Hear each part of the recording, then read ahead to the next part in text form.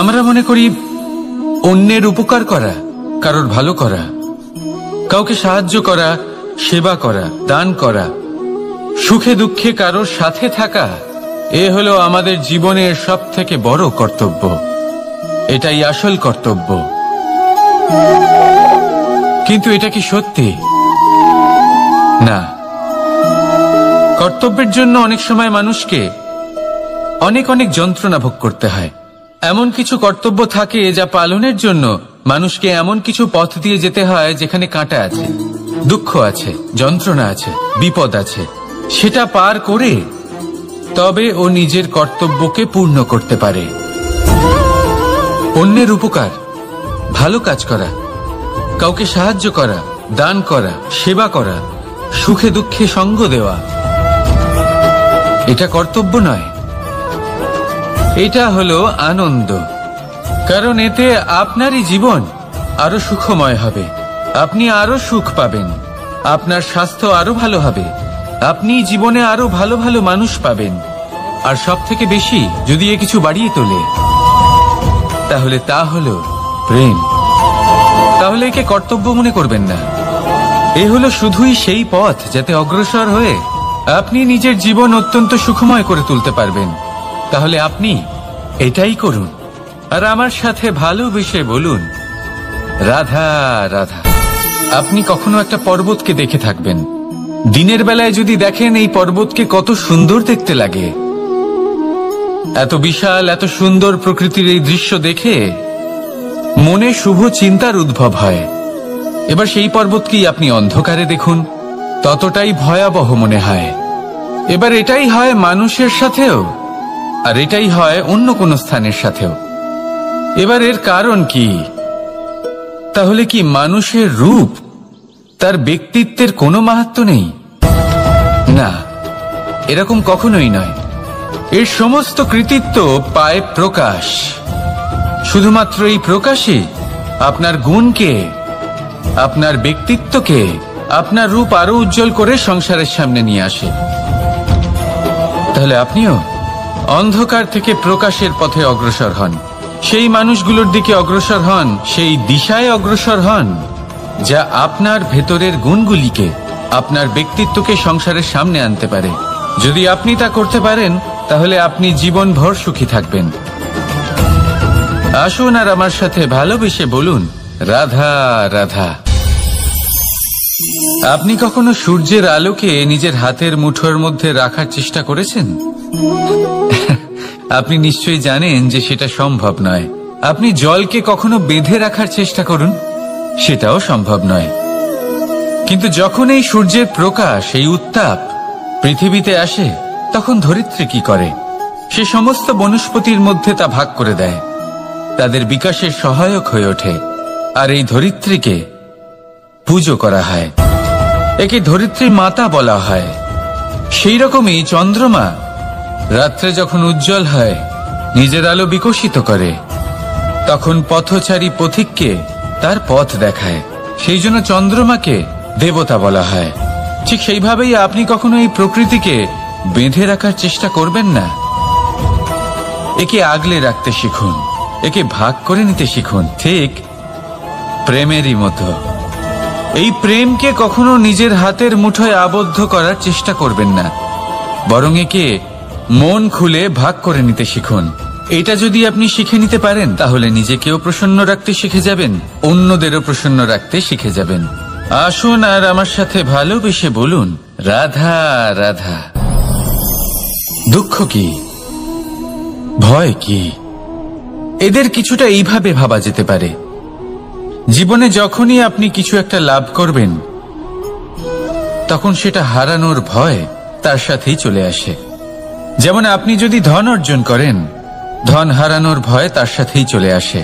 সম্পত্তি অর্জন করলে সেটা লুট হবার ভয় তার সাথেই চলে আসে। আর এটা জীবনের সাথে হয়। যেই মুহূর্তে আপনি জন্ম নেন, মৃত্যুর ভয় তার সাথেই চলে আসে। জন্ম না নিলে মৃত্যু কিভাবে হবে? মৃত্যুর ভয় কোথা থেকে আসবে? এবার এই ভয় কি সেটা আপনাকে বুঝিয়ে বলি। এই ভয় যদি মনের মধ্যে থাকে, জীবনে থাকে, তাহলে যা কিছু লাভ করবেন সুখ, সম্পত্তি, সুবিধা, ধন, এইগুলি লাভ করার একটা আনন্দ থাকে, এদের সাথে জীবনযাপন করার একটা আনন্দ থাকে। এই ভয় সেই আনন্দ আপনার থেকে কেড়ে নেয়। ধরে নিন কাল আপনার মৃত্যু হতে চলেছে। এবার কালকের মৃত্যুর ভয় আজই মনে পুষে রাখলে তাহলে এই ভয় আজকের সুখ, আজকের শান্তি আপনার থেকে কেড়ে নেবে। ভয় এটাই করে। সেই জন্য মনে রাখবেন, ভয়ের সঙ্গ আপনি ত্যাগ করে দিলে জীবন যাপনের যে সুখ তা চিরকাল আপনার সাথে থাকবে। আসুন আর আমার সাথে ভালোবেসে বলুন, রাধা রাধা। আপনি কখনো কোনো পর্বতে চড়েছেন? কথায় আছে, যখন আমরা পর্বত আরোহণ করি, ওপরে ওঠার সময় দুর্ঘটনার সম্ভাবনা কিছুটা কমে যায়। সেখানেই যখন পর্বত থেকে নিচে নামি, তখন দুর্ঘটনার সম্ভাবনা অত্যন্ত বৃদ্ধি পায়। অর্থাৎ নামার সময় আমাদের আরো ভারসাম্য বজায় রাখতে হয়, আরো সাবধানে থাকতে হয়, অর্থাৎ বিবেককে জাগিয়ে রাখতে হয়। এবার জীবনেও সাফল্যের পর্বত আরোহণের সাথে এটাই হয়। যখন আমরা সাফল্যের পর্বত আরোহণ করতে থাকি, তখন এমনি আমাদের লক্ষ্য আমাদের গন্তব্যের দিকে থাকে। আমরা নিরন্তর পরিশ্রম করি, চেষ্টা করতে থাকি, আমাদের মধ্যে সেই উৎসাহ থাকে, সেই সাহস থাকে। কিন্তু একটা কথা সত্যি, সমস্ত আরোহণের পরে অবরোহণ থাকে। আর এই অবরোহণই থাকে যেখানে বেশিরভাগ মানুষ নিজের ভারসাম্য বজায় রাখতে পারেন না, আর সেখানেই ভেঙে পড়েন। তাই জীবনে যদি সাফল্যের শিখরে পৌঁছতে চান, তাহলে আপনাকে নিরন্তর প্রয়াস করতে হবে, সংঘর্ষ করতে হবে, পরিশ্রম করতে হবে, আর নিজের লক্ষ্যের দিকে একাগ্রতা কেন্দ্রীভূত করতে হবে। তাহলে আপনি নিজের লক্ষ্য অবশ্যই পাবেন। কিন্তু যখন অবরোহণের সময় আসবে, যা নিশ্চিত রূপে আসবেই, তখন আপনাকে সংঘর্ষ করতেই হবে, ধৈর্য ধরতেই হবে, সাবধানে থাকতেই হবে, ভারসাম্য বজায় রাখতেই হবে। এটা হলো অত্যন্ত আবশ্যক, কারণ পরবর্তী সাফল্যের শিখরে আপনাকে পৌঁছতেই হবে, আর তার জন্য আপনাকে সুরক্ষিতভাবে অবরোহণ করতেই হবে। ঠিক কিনা? আসুন আর আমার সাথে ভালোবেসে বলুন, রাধা রাধা। প্রসন্নতা এমন এক অনুভূতি যা আমরা সকলে পেতে চাই। এবার এটা ভেবে দেখুন যে আমরা আমাদের প্রসন্নতার জন্য অন্য কাউকে দায়ী কেন করি। আজও এরকম কিছু করেছে, ওর জন্য আমি দুঃখী হয়ে আছি। আজও এমন কিছু করলো যার ফলে আমার মন প্রসন্ন হয়ে উঠল। না, আপনাকে স্পষ্ট করে একটা কথা বলে দিই, আপনার প্রসন্নতা না শুধু আপনার নির্বাচন, না শুধু আপনার হাতে রয়েছে, বরং আপনি নিজের প্রসন্নতাকে নিজেই আকৃষ্ট করেন। এই ফুলগুলিকে দেখুন, এই ফুল এর সুগন্ধ ছড়ায়, আর এই ফুল নিজের দিকে কীট পতঙ্গদের আকৃষ্ট করে। এবার দেখুন, কীট পতঙ্গ কাদের আকৃষ্ট করে? গিরগিটি বা ব্যাঙ, এরকম কিছু প্রাণীদের। এবার এই যে ফুল, কীট পতঙ্গের জন্য এই যে ফুল, তার বিকাশ হয়, এ আরো প্রস্ফুটিত হয়, ওর বংশ আরো বৃদ্ধি পায়। তাই এর তাৎপর্য হলো সহজ, ফুল উচিত ব্যক্তিকে নিজের দিকে আকৃষ্ট করে। এবার কীট পতঙ্গের কথা বললে তারা কাদের আকৃষ্ট করে? তাদেরই, যারা তাদেরই শিকার করবে, খাদ্যরূপে গ্রহণ করবে। এবার কাকে আপনি নিজের দিকে আকৃষ্ট করতে চান, তার নির্বাচন আপনারই। আপনি কি প্রসন্নতাকে নিজের দিকে আকৃষ্ট করতে চান, নাকি অপ্রসন্নতাকে করতে চান, তার নির্বাচন আপনারই। আপনি জীবনে যা কিছু পাবেন, সুখ, দুঃখ, আশা, নিরাশা, প্রসন্নতা, অপ্রসন্নতা, সবই হলো আপনারই নির্বাচনের পরিণাম। তাহলে সঠিক নির্বাচন করুন, আর আমার সাথে ভালোবেসে বলুন, রাধা রাধা। ঘূর্ণিঝড়, যখন এই ঘূর্ণিঝড় আসে, তখন প্রচন্ড বেগে হাওয়া বয়ে চলে। সেই সময় এমন কিছু বৃক্ষ আছে যা কঠিন হয়ে দৃঢ় হয়ে দাঁড়িয়ে থাকে। সেই গাছ যা 10 বছর ধরে বা সহস্র বছর ধরে দাঁড়িয়ে থাকে, তাদেরকে আপনি খুব সহজে নাড়াতে পারবেন না। কিন্তু ঘূর্ণিঝড়, এর প্রভাব এতটাই তীব্র হয়, এর হাওয়াতে এতটাই প্রবল শক্তি থাকে যে এই বৃক্ষগুলিকে উচ্ছেদ করে, সেই বৃক্ষ নষ্ট হয়ে যায়। এবার এমন কিছু বৃক্ষ থাকে যাদের কাণ্ড নমনীয় হয়, খুবই নরম হয়। সেই জন্য যখন জোরে বাতাস বয়, কোনো ঘূর্ণিঝড় আসে, তখন এই বৃক্ষগুলি ঝুঁকে যায়। আর যখন এই ঘূর্ণিঝড় চলে যায়, শান্ত হয়ে যায়, তখন ওরা আবার দাঁড়িয়ে পড়ে। এবার এটাকে আপনি কি বলবেন? কি বুঝবেন আপনি? সুযোগ সন্ধানী? না, বরং এটাই হলো প্রকৃত আদর্শ। যখন আপনার সামনে এমন কেউ থাকেন যিনি আপনার থেকে অনেক শক্তিশালী, তখন তাকে সম্মান করা আপনাকে শিখতেই হবে। তাই মনে রাখবেন, এই সংসারে যখনই দুই শক্তির একে অপরের সাথে সংঘর্ষ হয়, শুধুই বিনাশ হয়। কিন্তু যখন শক্তির সাথে আসক্তি মিলিত হয়, সেখানে সুরক্ষা থাকে, সেখানেই কিছু নির্মাণ হয়। তাই আসুন আর আমার সাথে ভালোবেসে বলুন, রাধা রাধা। ভয়, আমরা ভয়ের বিষয়ে অনেক কথা বলি, ভয়ের থেকে সবসময় দূরে পালাই। কখনো ভেবে দেখেছেন আমরা এই ভয়ের সদ্ব্যবহারও কি করতে পারি না? নিশ্চিত রূপে করতেই পারি। এমন কোনো অক্ষর নেই যার দ্বারা কোনো মন্ত্র হয় না। তাই নিশ্চিত রূপে এই ভয়েরও সদ্ব্যবহার আমরা করতেই পারি। নির্ভর করছে আপনার দৃষ্টিভঙ্গির ওপর, আপনার প্রতিক্রিয়ার ওপর। ভয় যখন সামনে আসে, দুটো পথ থাকে। প্রথমটা হলো ভয়ভীত হয়ে চুপচাপ পালিয়ে যাওয়া, আর দ্বিতীয় পথ সেই ভয়ের সম্মুখীন হওয়া। সেই ভয়ে ডুবে গিয়ে দেখুন এমন কি আছে যা আপনাকে পিছনে টেনে রাখছে। নিজের সাহসকে জাগিয়ে তুলুন, নিজেকে আরো শক্তিশালী বানিয়ে তুলুন, নিজেকে আরো শ্রেষ্ঠ বানিয়ে তুলুন, আর আপনার সামনে যা আছে সব প্রাপ্ত করে নিন। সেই ভয়, আপনি তার থেকে পালিয়ে যেতে চান নাকি তার সম্মুখীন হয়ে নিজেকে আরো শ্রেষ্ঠ বানাতে চান? সেই চয়ন আপনারই, প্রতিক্রিয়া আপনারই, দৃষ্টিভঙ্গি আপনারই।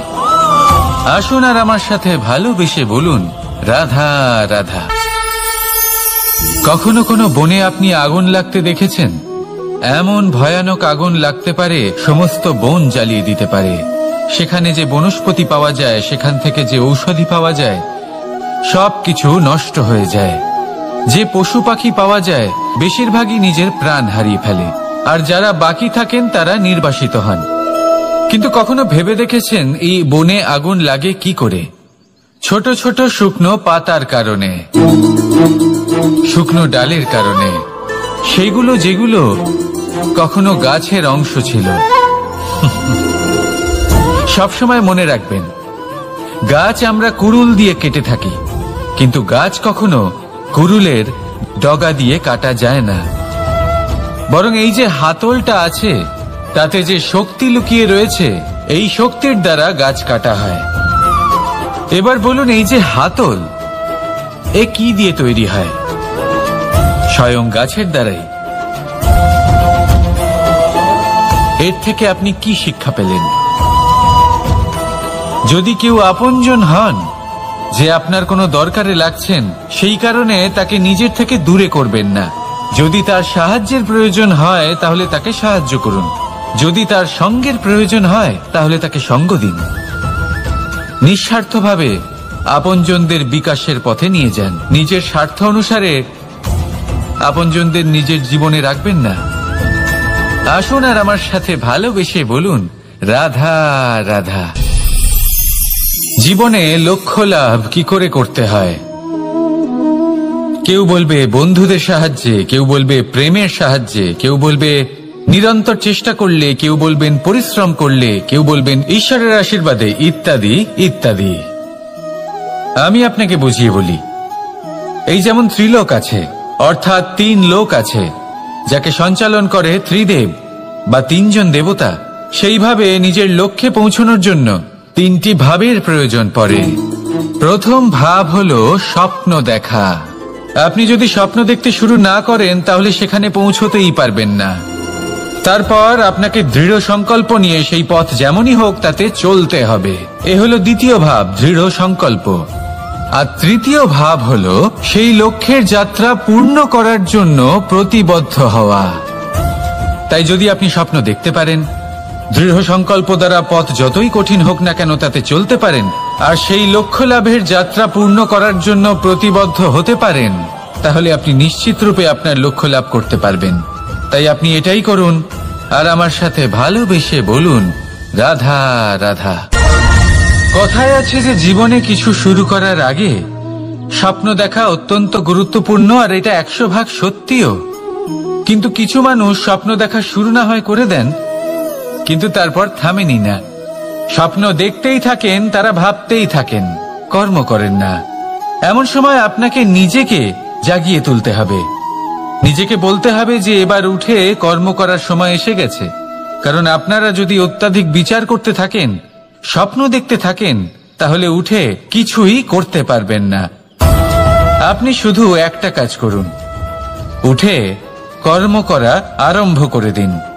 তারপর ভেবেচিন্তে ধীরে ধীরে নিজের কর্মকে দিশাও দিন, আর তাকে উচিত গতিও দিন। কারণ এটাই হলো সাফল্যের মূল মন্ত্র। না শুধু কর্ম করুন না ভাবনা চিন্তা করে, আর না শুধু ভাবুন কর্ম না করে। সাফল্যের মূল মন্ত্র হলো এর ভারসাম্যে। তাহলে এটাই করুন, সাফল্যকে লাভ করুন, আর আমার সাথে ভালোবেসে বলুন রাধা রাধা। সূর্যের মনে হয় যে তার থেকে বেশি তেজস্বী আর উজ্জ্বল কেউ নেই, তাই তার এই অহংকার ভঙ্গ করার জন্য মেঘ চলে আসে। তারপর এই মেঘের অহংকার বেড়ে যায় যে তার থেকে বেশি ঘন আর কেউ নেই। তারপরে বাতাসের একটা প্রবল দমক আসে আর মেঘেদের ছিন্ন ভিন্ন করে দিয়ে চলে যায়। তখন বায়ুর অহংকার বেড়ে যায়, আরো ভাবে যে তার থেকে বেশি শক্তিশালী আর কেউ নেই। এই দমকা বাতাস যখন বিশাল এক পর্বতের সাথে ধাক্কা খায়, তখন সেই বাতাসের অহংকারও চূর্ণ বিচূর্ণ হয়ে যায়।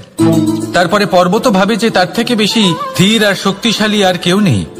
তখন পৃথিবীতে ভূমিকম্প হয়, আর সেই বিশাল পর্বত চূর্ণ বিচূর্ণ হয়ে যায়, তারও অহংকার ভেঙে যায়। এবার ধরিত্রীর অহংকার হতে থাকে। ধরিত্রী বলে যে আমার উপর সবকিছু টিকে রয়েছে, আমার থেকে বেশি শক্তিশালী আর কেউ নেই। একটা ছোট্ট ইঁদুর আসে, মাটিতে গর্ত করে আর মাটি ধসিয়ে দেয়। ধরিত্রীর অহংকার ভেঙে যায়। এর তাৎপর্য হলো সরল, এই সংসারে অহংকার কখনো স্থির থাকে না, এই অহংকার ভাঙবেই। এটা হলো সাংসারিক চক্র। আমাদের নিজেদের জীবনে কর্তব্য পালন করতে হবে, কর্ম করতে হবে, কিন্তু অহংকার নয়। যে ব্যক্তি এটা বুঝতে সক্ষম হন তাকে জ্ঞানী বলা হয়, আর যে মানুষ এটা বুঝতে পারেন না তিনি সারা জীবন শোধ প্রতিশোধ মান অভিমানের এই চক্রে আটকা পড়েন। এবার আপনি কি এই চক্রে আটকে থাকতে চান, নাকি জ্ঞানী হয়ে উঠতে চান? সেই চয়ন আপনারই। আসুন আর আমার সাথে ভালোবেসে বলুন রাধা রাধা। কোন যোদ্ধা জন্ম থেকে যোদ্ধা হন না, তিনি যোদ্ধা হবেন কিনা চয়ন করেন। তিনি যোদ্ধা হবেন বলে তখনই স্থির করেন যখন তিনি পিছু হটবেন না বলে দৃঢ় প্রতিজ্ঞ হন। যদি ওনার সামনে অশুভ কিছু হয়, তার বিরোধিতা করতে দৃঢ় প্রতিজ্ঞ হন, তবেই তিনি যোদ্ধা হতে পারেন। কেউই যোদ্ধা হয়ে এই পৃথিবীতে জন্মগ্রহণ করেন না। আপনি কি হতে চান? সেই দর্শক হতে চান যারা যুদ্ধভূমিতে বসে থেকে অন্য কারোর জয়ে উচ্ছ্বাস প্রকাশ করেন, নাকি সেই যোদ্ধা হতে চান যিনি নিজের শৌর্য দিয়ে বীরত্ব দিয়ে পরাক্রম প্রদর্শন করেন এবং যার প্রশংসা যুগ যুগ ধরে হয়ে চলে? সিদ্ধান্ত আপনারই। আসুন আর আমার সাথে ভালোবেসে বলুন রাধা রাধা। সাফল্য খুব সহজ এক শব্দ। এটা হলো সেই সব শব্দের মধ্যে অন্যতম যা মানুষ একটু বুঝলেই ভাবেন সব বুঝে ফেলেছি, আর যেই উনি বুঝতে পারেন সাফল্য কি, আজীবন সেই সাফল্যের পেছনেই ছুটতে থাকেন। এই সাফল্য হলো একটা খেলার মতো, যাতে মানুষ নিজের সমস্ত জীবন বাজি লাগিয়ে দেন। আর প্রত্যেক খেলার মতোই এরও কিছু নিয়ম রয়েছে। আর প্রাথমিক নিয়ম হলো এই সাফল্য লাভ করার জন্য সাফল্য লাভ করার স্বপ্ন আপনাকে অবশ্যই দেখতে হবে আগে। হ্যাঁ, কিন্তু শুধুমাত্র স্বপ্ন দেখলেই কিছুই হবে না। স্বপ্ন দেখুন, তারপরে আপনার নিজের নিদ্রাকে ভঙ্গ করতে হবে, দিনরাত পরিশ্রম করতে হবে, দিনরাত চেষ্টা করতে হবে, তবেই এই সাফল্য আপনার কাছে আসবে আর আপনার পদানত হবে। তাহলে স্বপ্ন দেখুন আর পরিশ্রম করে তাকে সার্থক করুন। যদি এটা করেন তবেই সাফল্য সহজেই আপনার কাছে আসবে। আর তখন মন প্রসন্ন হয়ে বলবে, রাধা রাধা। সমস্যা। প্রত্যেকের জীবনেই সমস্যা আসা যাওয়া করে, আর প্রত্যেক মানুষ সমস্যা আসার পর তার সমাধান খুঁজতে উঠে পড়ে লাগেন। কিন্তু যখনই সমস্যার সমাধান হয়ে যায়, আমরা সুপ্রসন্ন হয়ে যাই এবং অসাবধানও হয়ে যাই। আমাদের মনে হয় যে আমরা সম্পূর্ণরূপে সমস্যার অন্ত করেছি, কিন্তু কোথাও না কোথাও একটা ছোট্ট বীজ রয়েই যায়, আর সেই বীজ আমাদের অসাবধানতার ছত্রছায়ায় বড় হতে থাকে, আর তারপর মহা সংকট হয়ে আবার আমাদের উপর আক্রমণ করে। এই সংকট যে কোনো রূপে আসতে পারে, কোনো শত্রুর রূপেও আসতে পারে, বা কোনো মহামারীর রূপেও আসতে পারে। সেই জন্য সবসময় সাবধান থাকাই উচিত, কারণ অসাবধান হলে কি হয়, আমাদের সুরক্ষা চক্রে একটা ছেদ উৎপন্ন হয়, আর আমাদের শেষ করতে পারে এমন এক বাণ সেই ছেদ বিন্দু হয়ে আমাদের হৃদয়ে প্রবেশ করতে পারে। তাই যে কোনো সমস্যার সমাধান করুন, জয়ী হন, উৎসব পালন করুন, কিন্তু সাবধানে থাকবেন। আসুন আর আমার সাথে ভালোবেসে বলুন, রাধা রাধা। আমাদের জীবনে দুই ধরনের সম্পত্তি হয়ে থাকে, এক হলো ভৌতিক সম্পত্তি, এক হলো জৈবিক সম্পত্তি। অর্থ, সম্পদ, সুবিধে, খাদ্য, এইসব ভৌতিক সম্পত্তির মধ্যে পড়ে। ব্যক্তি, মিত্র, পরিবার, আমাদের আপনজন, আত্মীয় স্বজন সব জৈবিক শ্রেণীতে পড়ে। আর প্রত্যেক মানুষের পক্ষে এই বিভাজন বোঝা অত্যন্ত আবশ্যক, কারণ মূলত আমাদের ব্যবহার দুই রকমের হয়ে থাকে। হয় আমরা ভালোবাসি বা আমরা সদ্ব্যবহার করি। আর সবথেকে বড় ভুল আমরা তখন করি যখন আমরা বুঝতেই পারি না যে ভালোবাসবো কাকে আর ব্যবহার করব কাকে। আমরা ভৌতিক সম্পত্তি ভালোবেসে ফেলি আর ব্যবহার করি জৈবিক সম্পত্তিকে, যেখানে এটা অনুচিত। জৈবিক সম্পত্তিকে ভালোবাসুন আর ভৌতিক সম্পত্তিকে ব্যবহার করুন। যেদিন আপনার মধ্যে এই বোধ জাগ্রত হবে যে কাকে ভালোবাসবেন আর কাকে ব্যবহার করবেন, সেই দিন আপনার জীবনে শুধুই শান্তি বিরাজমান হবে। আর তখন এই মন প্রসন্ন হয়ে বলবে, রাধা রাধা।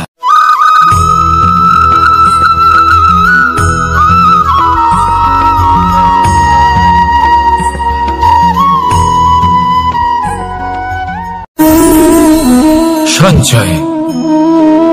মানুষের যখন থেকে বোধ বুদ্ধি হয়, সঞ্চয় করতে আরম্ভ করে দেন। সঞ্চয় করতে থাকেন ভোজনের, সঞ্চয় অর্থের, সঞ্চয় শক্তির। নিজের জন্য করেন, নিজের পরিবারের জন্য করেন, নিজের স্ত্রীর জন্য করেন, সন্তানের জন্য করেন, সন্তানের সন্তানের জন্য সঞ্চয় করেন। সঞ্চয় করার জন্য ওনার কাছে অনেক কারণ রয়েছে, কারণ উনি এটা ভাবেন যে এই সঞ্চিত শক্তির জন্য কেউ ওনার কোনো ক্ষতি করতে পারবে না। মানুষ ভুলে যান একটা গুরুত্বপূর্ণ কথা, এই সত্য, উনি এই সংসারে খালি হাতেই এসেছিলেন, আর এখান থেকে ওনাকে খালি হাতেই যেতে হবে। যা এখানকার তা এখানেই থেকে যাবে। আর যদি কিছু ওনার সাথে যায় তা হলো ওনার কর্ম, আর কিচ্ছু নয়। তাই যদি কিছু অর্জন করতে চান তাহলে শুভ কর্ম অর্জন করুন, আত্মশক্তি অর্জন করুন, কারণ পরলোকে এটাই হবে আপনার সম্পত্তি। তাহলে কি এটা আপনি অর্জন করতে চান না? আসুন আর আমার সাথে ভালোবেসে বলুন, রাধা রাধা। সদিচ্ছা। দেখতে গেলে 3 অক্ষরে তৈরি এই শব্দ, কিন্তু সমস্ত ত্রিলোক তার উপরেই আধারিত। আপনি এই সংসারে এসেছেন, তখন অবশ্যই শ্বাস নেবেন, কিন্তু তার বদলে আপনাকে কিছু তো দিতেই হবে। আপনার উপর নির্ভর করছে আপনি কি দেবেন। কি দেবেন এই সংসারকে, এই সমাজকে, নিজের পরিবারকে, আর তার বদলে কি নেবেন? যশ নাকি অপযশ?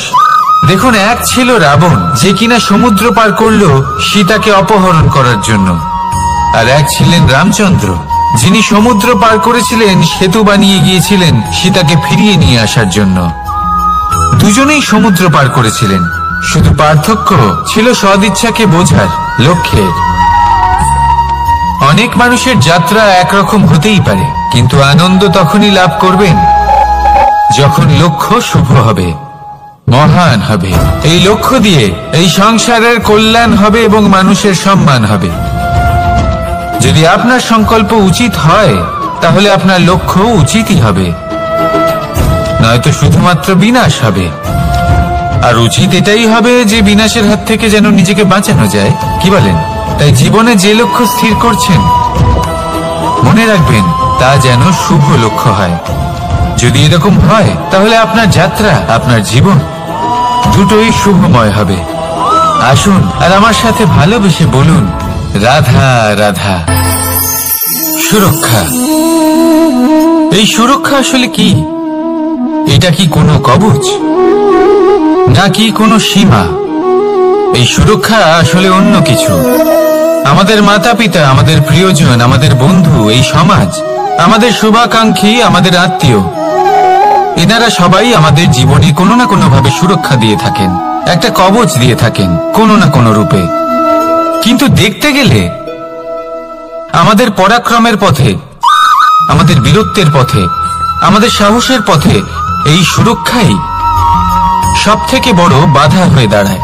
একবার ভেবে দেখুন, যদি আপনি কোনো সুরক্ষাই না পান, বা যদি আপনি এই সুরক্ষা ভেঙে বাইরে আসতে পারেন, তাহলে আপনার বীরত্ব চরম সীমায় পৌঁছে যায়। কেন? কারণ তখন আপনি জানেন যে এই সংসারের সম্মুখীন আমাদের নিজেদেরই হতে হবে। আপনি বুঝে যান যে শত্রুর সম্মুখীন এবার নিজের বলের দ্বারা, নিজের পরাক্রমের দ্বারা, নিজের সাহসের দ্বারা করতে হবে। আর তখন আমাদের মনের মধ্যে এই শক্তি জাগ্রত হয়। এই শক্তি অন্তরেই বসবাস করে, শুধু এটা চিনে নিতে হবে, একে জাগ্রত করতে হবে। আর এটা সুরক্ষা ভেঙে যাওয়ার পরেই সম্ভব হয়। আর যারা নিজের শক্তি সম্পর্কে জানেন, যিনি নিজেই জানেন তিনি কতটা শক্তিশালী, তিনি নিজেই নিজের সুরক্ষা কবচ চিরকালের মতো ভেঙে ফেলে দেন, ঠিক কর্ণের মতো। আর তারপরে দেখুন, আপনার পরাজয় হোক বা বিজয়ী হোক না কেন, সেটাই অনেক বড় হয়, সেটাই প্রশস্ত হয়ে থাকে। সেই জন্য ত্যাগ করুন নিজের ভয়কে, নিজের আশেপাশের এই সুরক্ষা চক্রকে ভেঙে ফেলুন, আর সম্মুখীন হন এই সংসারের নিজের শত্রুর সম্মুখীন হন। পরাক্রমের এই অঙ্কুর, তা অঙ্কুরিত হওয়ার জন্য বীজের উপরের এই কবচ, এটা ভেঙে যাওয়া অতি আবশ্যক। আসুন আমার সাথে ভালোবেসে বলুন, রাধা রাধা। যখন আমরা হাঁটতে থাকি আর আমাদের পায়ে কাঁটা বিঁধে যায়, তখন মুখ দিয়ে আহ বেরিয়ে আসে, কান্না চলে আসে, আর অনেক সময় অভিশাপও বেরিয়ে আসে। কিন্তু আমরা কি কখনো এটা এইভাবে দেখেছি, এইভাবে ভেবেছি যে আমরা যে পথে চলেছি সেই পথে কাঁটা বিঁধেছে, নাকি আমরা সেই পথ নির্বাচন করেছি যাতে শুধুই কাঁটা রয়েছে? নাকি আমরা এভাবে ভেবে দেখেছি যে এই কাঁটা আমাদের কষ্ট দিতে এসেছে, নাকি এটা আমরাই বিছিয়ে রেখেছিলাম? সাবধান থাকা উচিত ছিল, কারণ কাঁটা বিঁধলে যন্ত্রণা হবে, চিৎকার করে ফেলতে পারি, মুখ থেকে অভিশাপও বেরিয়ে আসতে পারে। কিন্তু এই অভিশাপ শুধুমাত্র আমাদের তরফ থেকে অভিশাপ হয়, সামনের ব্যক্তিটির উপরও নির্ভর করে। এবার সেই ব্যক্তি যদি এমন হয় যে ফুল আর কাঁটা এই দুই সমানভাবে গ্রহণ করতে পারে, তার কাছে অভিশাপও বরদানে পরিণত হয়।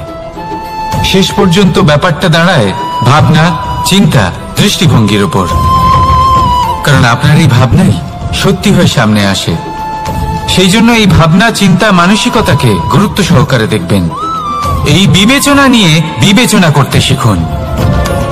আমার কথার অর্থ হলো যে জীবনে যখন এরকম কিছু একটা ঘটবে, তখন ভেবে দেখুন যে এরকম কেন হলো। আপনি কি এমন কোনো কর্ম করেছিলেন যার কর্মফল এটা? এমন কোনো কাজ যা অনুচিত ছিল, অসত্য ছিল, যা অভদ্রতার কারণ ছিল? ভেবে দেখা প্রয়োজন। দেখুন, ইচ্ছে হলো আপনার যে আপনি কি করতে চান, ভাবনা আপনার, সত্য আপনার, জীবন আপনার, সিদ্ধান্ত আপনার। আসুন আর আমার সাথে ভালোবেসে বলুন, রাধা রাধা। সময়। এই সময় আসলে কি? এই সময় একটা সরল রেখা তো কখনোই নয়। সময় হলো একটা চক্র, যেখানে এর আদি সেখানেই হলো এর অন্ত, আর যেখানে তা শেষ হয় সেখান থেকেই তার শুরু হয়। এই সময় একটা অত্যন্ত বিচিত্র চিন্তা, বিচিত্র ভাবনা, একটা বিচিত্র বস্তু যা কেউ বুঝতে পারেন না। এই সময়ের লীলা, এর কোনো প্রমাণ নেই, কোনো জ্ঞান নেই, কোনো পরিমাপ নেই। শুধু এটুকু আমরা জানতে পারি, যেখানে শেষ হবে সেখান থেকে একটা নতুন সূচনাও হবে। যা আজ আপনার কাছে আছে কাল অন্য কারোর কাছে যাবে, তারপরে তার কাছ থেকেও অন্য কারোর কাছে যাবে, তারপরে তার থেকেও ছিনিয়ে নেওয়া হবে। এই নিয়তির একজনের কাছ থেকে অন্যজনের কাছে আদান প্রদানের এই সময় হলো আপনার সময়। এই সময়ের সদ্ব্যবহার করুন, এই সময়কে বাঁচুন। আপনাকে শুধু এটাই সুনিশ্চিত করতে হবে যে আপনি কোন পক্ষে আছেন। আর সত্যি বলতে কি, আপনার জীবনের পরিণাম নির্ভর করে আপনার নির্বাচনের ওপর। আপনি কোন পক্ষ নির্বাচন করছেন। তাহলে মনে রাখবেন, জীবনে সেই পক্ষই নির্বাচন করবেন যা চয়ন করার পরে আপনি সুখ অনুভব করবেন, আপনি সন্তোষ লাভ করবেন, প্রসন্নতা লাভ করবেন। আর আমি এটাই সুনিশ্চিত করব যে এই পক্ষ যেন শান্তির পক্ষ হয়, এই পক্ষই যেন প্রেমের পক্ষ হয়। তাহলে চিন্তা করবেন না, আর আসুন আমার সাথে ভালোবেসে বলুন, রাধা রাধা। মানুষ সুখী জীবনযাপনের প্রতি এতটাই অভ্যস্ত হয়ে পড়ে যে একটা ছোট্ট সমস্যা এলেই সে সবার থেকে সাহায্য চাইতে শুরু করে দেয়। সে সাহায্য লাভও করে এবং সেই সংকট থেকে সে বেরিয়েও আসে। কিন্তু এই সাহায্য কিছু মুহূর্তের, আর কিছু মুহূর্তের হলো এই দুঃখ। এই দুই মুহূর্তের সাহায্যের জন্য আজীবন আপনি তার কাছে ঋণী হয়ে থাকেন। আর মানবিকতার খাতিরে আপনার মনে কৃতজ্ঞতা জেগে ওঠে, আর সেই কৃতজ্ঞতা বোধ হলো যে আপনি কখনো সেই ব্যক্তিকে ছাপিয়ে যেতেই পারবেন না। সেই জন্য জীবনে সবসময় চেষ্টা করবেন নিজেকে প্রস্তুত রাখতে সেই সব সমস্যার জন্য, সেই সব বাধার জন্য যেগুলো আপনার জীবনে আসতে পারে। ততক্ষণ সাহায্য চাইবেন না যতক্ষণ না অন্য কোনো পথ না থাকছে। সাহায্য চাওয়া অনুচিত নয়, কিন্তু সাহায্য চাইলে এবং সাহায্য পেলে আপনি আজীবন কৃতজ্ঞ এবং ঋণী হয়ে থাকবেন। আর তারপর একদিন আপনি পরিবর্তন দেখতে পাবেন যে কিভাবে আপনি ছোট ছোট সমস্যার জন্য সাহায্য না চেয়ে বড় বড় সমস্যার সম্মুখীন হতে প্রস্তুত হয়ে গেছেন। এটাই হলো সংসারের নীতি। এটাই পালন করুন আর আমার সাথে ভালোবেসে বলুন, রাধা রাধা। আপনি কখনো কাউকে পর্বতে আরোহণ করতে দেখেছেন? বা আপনি কখনো নিজে কোনো পর্বতে আরোহণ করেছেন? করে থাকলে আপনি এই বিষয়ে অবশ্যই জানবেন যে যখন আমরা শিখরের দিকে এগোই, ওপরের দিকে এগিয়ে চলি, তখন আমাদের একটু ঝুঁকে পথ চলতে হয়। তখনই আমরা সেই পর্বত আরোহণ করতে পারি। কিন্তু যে ব্যক্তি নিচের দিকে ফিরে আসছেন, তিনি কিন্তু ঝুঁকে চলেন না, তিনি দৃঢ়ভাবে সোজা হয়ে নিচে নামেন। এই ভারসাম্য বজায় রাখার এই খেলাতে সংসারের একটা সার লুকিয়ে রয়েছে। যদি আপনিও জীবনে উঁচুতে উঠতে চান, শিখরে পৌঁছতে চান, তাহলে আপনাকেও নত হয়ে বিনম্র হয়ে সামনে এগোতে হবে। সেখানে যদি আপনি বুক চিতিয়ে উদ্ধতভাবে অহংকার বোধ নিয়ে চলতে থাকেন, সেখান থেকেই আপনাকে নিচে নামতে হবে। কোনো ব্যক্তি তার বিনম্র স্বভাব দেখেই বোঝা যায় যে সেই ব্যক্তি সাফল্যের শিখর দেশে আরোহণ করছে নাকি নিচে তথা খাদের দিকে যাত্রা করছে। তাই সবসময় বিনম্র থাকুন, শ্রেষ্ঠ কর্ম করুন, পরিশ্রম করুন আর আমার সাথে ভালোবেসে বলুন, রাধা রাধা। আমাদের জীবনে আমরা যখনই এমন কোনো মানুষের সাথে পরিচিত হই যে বয়সে, পদে এবং আর্থিক দিক থেকে আমাদের থেকে পিছিয়ে, তখন আমরা সবাই খুব হীন নজরে তাদের দিকে দেখি। মনেই করি না যে সেই ব্যক্তির নিজস্ব একটা অস্তিত্ব রয়েছে, তার নিজেরও একটা মাহাত্ম্য রয়েছে। আমাদের মনেই হয় না যে আমাদের সামনে দাঁড়িয়ে থাকার যোগ্যতা আছে তাদের। চলুন আপনাকে একটা প্রশ্ন করি, শূন্যের নিজস্ব মূল্য কোথায়? আপনি বলবেন কিছুই না। শূন্যের আবার নিজস্ব মূল্য কোথায়? কিন্তু যখন এই শূন্যই কোনো সংখ্যার সাথে এসে যুক্ত হয়ে যায়, কোনো অঙ্কের সাথে এসে যুক্ত হয়ে যায়, তখন তার মূল্য অনেক গুণ বৃদ্ধি পায়। অর্থাৎ এই শূন্যের মূল্য অবশ্যই আছে। আর আমাদের জীবনেও এমন কিছু ব্যক্তি থাকেন, তাদের দেখে মনে হয় যে এদের কোনো মূল্যই নেই, কিন্তু যখন এই ব্যক্তি কারোর সাথে এসে জুড়ে যান, তখন তার মূল্য সেই ব্যক্তির বৃদ্ধি ঘটায়। এই সংসারে এমন কোনো ব্যক্তি নেই যার কোনো মূল্য নেই। যদি আমরা ধনুকের কথা বলি, তাহলে তার জন্য একটি দড়ির প্রয়োজন হয়, যেটি প্রত্যঞ্চা হিসেবে ব্যবহৃত হয়। যদি প্রত্যঞ্চা না থাকে, তাহলে ধনুকের কোনো মূল্যই থাকে না। যদি প্রত্যঞ্চা না থাকে, তাহলে ধনুকের অস্তিত্ব অসম্পূর্ণ থেকে যায়। এই সংসারে যে কোনো ব্যক্তি হোক বা যে কোনো বস্তু হোক, প্রত্যেকের নিজস্ব একটি মূল্য আছে। তার সম্মান করুন, সামনে অগ্রসর হন, আর আমার সাথে ভালোবেসে বলুন, রাধা রাধা। কর্ম এবং ফল। মানুষের স্বভাব হলো এটাই যে তিনি নিজের প্রত্যেক পরিশ্রমের প্রতিফল প্রার্থনা করেন। বেশিরভাগ সময় এই ফলাফলের চিন্তা করতে করতে, কল্পনা করতে করতে উনি কর্ম করতে থাকেন, যে আমি এই কাজটা করলে এই ফল পাবো। সেই সব কল্পনা করতে থাকেন যা না তার হাতে আছে, না আছে অধিকার, আর না আছে নিয়ন্ত্রণ। উনি শুধু নিজের কর্ম করতে পারেন। উনি কি ফল পাবেন তা তার হাতে কখনোই নেই। তাই আপনিও শুধুমাত্র কর্ম করতে থাকুন, ফলের চিন্তা করবেন না। মনে রাখবেন, শিকড় এবং শাখা যেভাবে একে অপরের সাথে জড়িয়ে, সেইভাবেই একে অপরের সাথে জড়িয়ে কর্ম এবং ফল। যেরকম কর্ম আপনি করবেন, সেরকম ফল আপনি অবশ্যই পাবেন। তাই এই ফলের আশায় কর্মের সময় কখনোই নষ্ট করবেন না, কারণ যে ব্যক্তি সময় নষ্ট করেন, সময় সেই ব্যক্তিকে অবশ্যই নষ্ট করে দেয়। কর্ম করুন নিঃস্বার্থভাবে, ফলের চিন্তা করবেন না, আর আমার সাথে ভালোবেসে বলুন, রাধা রাধা। কর্ম এবং ফল। দেখতে গেলে এই সমস্ত ব্রহ্মাণ্ড এই দুইয়ের মাঝেই স্থির হয়ে আছে। মানুষজন কর্ম করেন ভালো ফল লাভের আশায়, আর ভালো ফল লাভের আশায় উনি এটাই ভুলে যান যে উনি যে কর্ম করছেন তা কি করছেন। আমি বলেছিলাম কর্ম করুন ফলের চিন্তা না করে, কিন্তু কি কর্ম করছেন সেই বিষয়ে ভাবাটাও অত্যন্ত আবশ্যক। নয়তো অনেক সময় আমরা এমন কর্ম করে ফেলি যা না চাইতেও বিষে পরিণত হয়, যা হয়েছে দুঃশাসনের সাথে, দুর্যোধনের সাথে, গুরু দ্রোণের সাথে। একজনের মানসিকতা উচিত ছিল না, একজনের বিবেক উচিত ছিল না, আরেকজন যে পক্ষ নির্বাচন করেছিলেন সেই পক্ষ উচিত ছিল না। আর যা কিছু ওনাদের সাথে হলো, আপনার, আমার, আমাদের সকলের সাথে তা হতে পারে। আমি বলেছিলাম কর্ম করুন, ফলের চিন্তা করবেন না, কিন্তু এই কর্মের বিষয়ে বিচার করে দেখাটাও ততটাই আবশ্যক।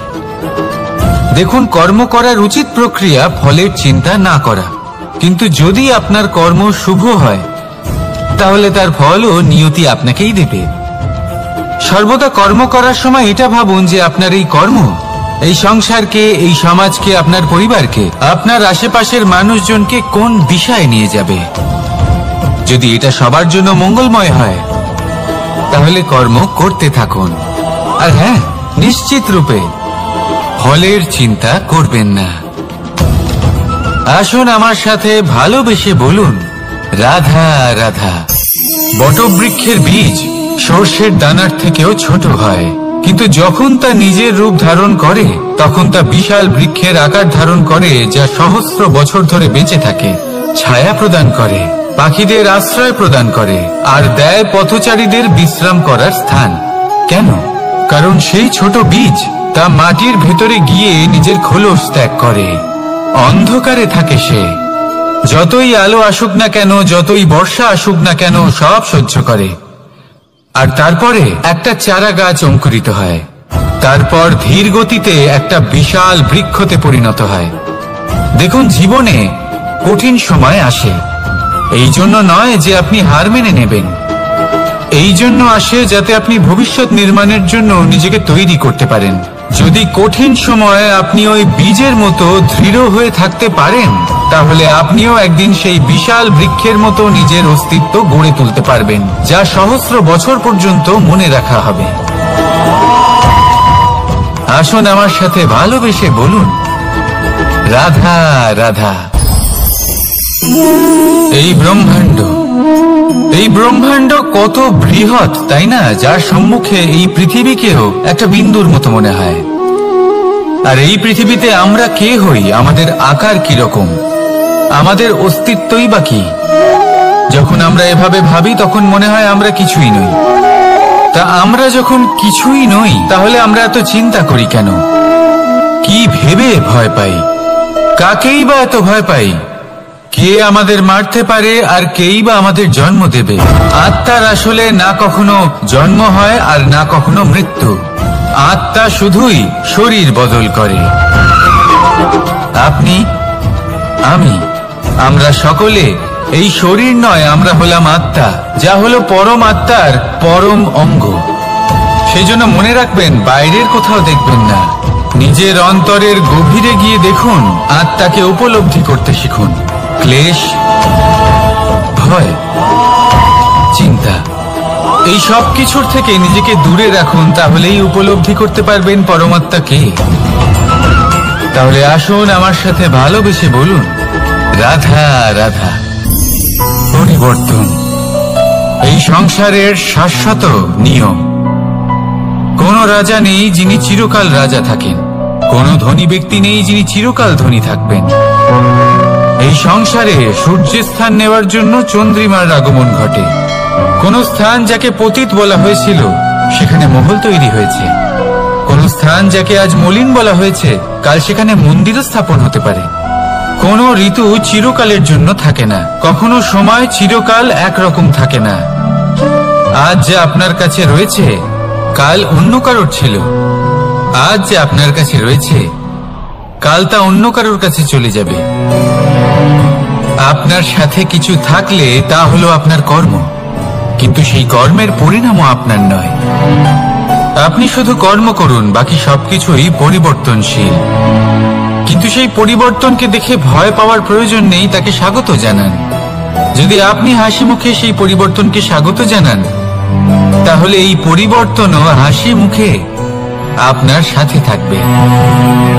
আসুন আমার সাথে ভালোবেসে বলুন, রাধা রাধা।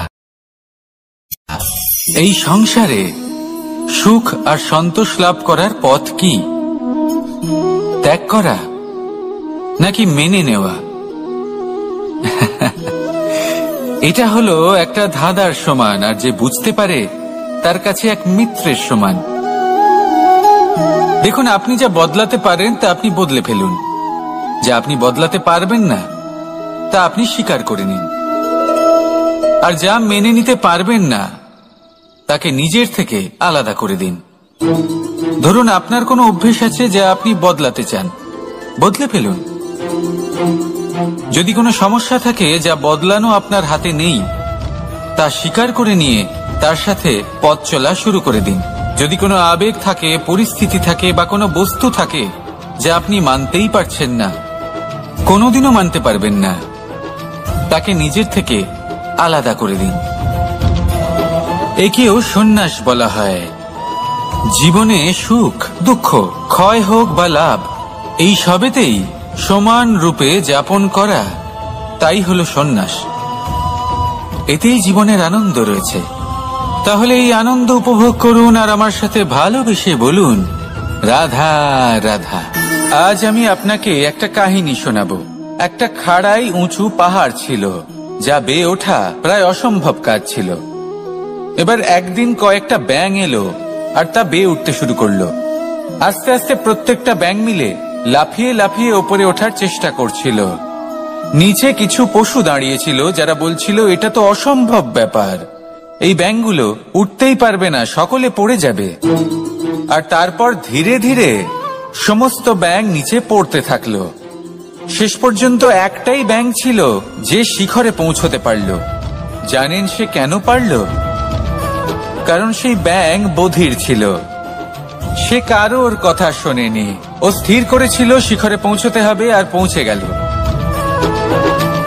এবার এটা কিন্তু আমাদের জন্য অত্যন্ত গুরুত্বপূর্ণ শিক্ষা। আপনি যদি জীবনে নিজের লক্ষ্য স্থির করে থাকেন, তাহলে এদিক ওদিক কারোর কথা শুনবেন না, শুধুই নিজের লক্ষ্যের দিকে অগ্রসর হন। কারণ সাফল্য আপনার প্রচেষ্টার দ্বারাই আপনি পেতে পারেন, অন্যের কথা দ্বারা নয়। তাহলে চেষ্টা করতে থাকুন আর নিজের লক্ষ্য প্রাপ্ত করুন। আর আমার সাথে ভালোবেসে বলুন, রাধা রাধা। এই সূচটা দেখুন, কতটা গুরুত্বপূর্ণ এই সূচ। ওর কতটা ভূমিকা রয়েছে, ও কত রকম ভাবে সাহায্য করতে পারে আমাদের। এর সাহায্যে যদি আপনি চান, তাহলে এক সাধারণ কাপড়কে আপনি পোশাকে পরিবর্তিত করতে পারেন। আপনি যদি চান, তাহলে অনেক ফুল একসাথে নিয়ে একটা মালা বানিয়ে ফেলতে পারেন, বা অলংকার বানিয়ে ফেলতে পারেন। এর সাহায্যে আপনি বাড়িও সাজাতে পারেন। এ হলো অত্যন্ত গুরুত্বপূর্ণ জিনিস। কিন্তু আপনি ভাবুন, যদি এই সূচে এই ছিদ্রই না থাকে, যদি এর সাথে এই সুতোই না জোড়া যায়, তখনও কি এটা এতটাই গুরুত্বপূর্ণ থাকবে? কখনোই না। তখন এটাকে কাউকে কষ্ট দেওয়ার কাজে লাগানো যেতে পারে। দেখুন, একটা অত্যন্ত গুরুত্বপূর্ণ কথা আপনাকে মনে রাখতেই হবে। যে কোনো বস্তু একা তার গুরুত্ব হারিয়ে ফেলে, কোনো কিছুর সাথে তার সম্মান বেড়ে যায়, তার গুরুত্বও বেড়ে যায়। এটা মানুষের ক্ষেত্রেও প্রযোজ্য। যদি আপনি সামনে এগোতে থাকেন এবং একাই এগোতে থাকেন, তাহলে আপনি যাই করে নিন না কেন, আপনি সেই প্রেম, সেই সম্মান, সেই সম্বল পাবেন না। কাউকে নিজের সাথে নিয়ে চলুন, আপনারও মান বাড়বে। কাউকে তার যোগ্য স্থান দিন, আপনারও সম্মান বাড়বে। ঠিক সেইভাবেই যেইভাবে এই সুতোর দ্বারা সূচের সম্মান বাড়ে, আর যেমন প্রেম দ্বারা গুণের মান বেড়ে যায়। তাহলে আসুন আর আমার সাথে ভালোবেসে বলুন, রাধা।